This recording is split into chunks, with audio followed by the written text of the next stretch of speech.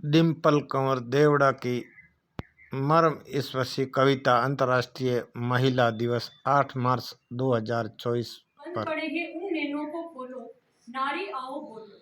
अब तक जो पुरखों के पीछे, अब तक जो पुरखों के पीछे, अब तक जो मरघट के पीछे, अब तक जो घूंघट के पीछे ढांप रही है अपने मुख को छोड़ के पर्दे बोलो, नारी आओ बोलो, नारी आओ बोलो।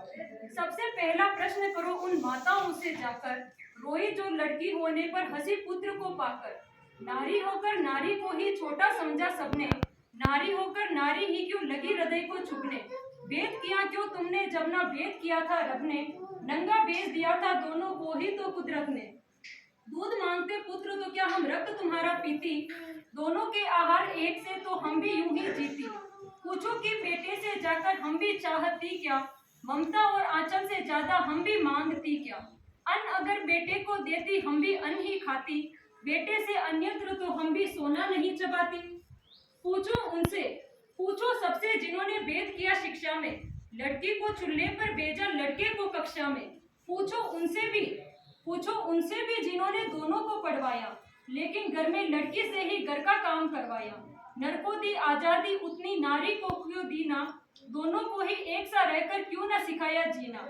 लोग कहेंगे क्या इसका शिकार बनी क्यों नारी पर ही थोपी लज्जा की बातें सारी। पूछो सारे प्रश्न सभी बातों को नापो तोलो, नारी आओ बोलो, नारी आओ बोलो।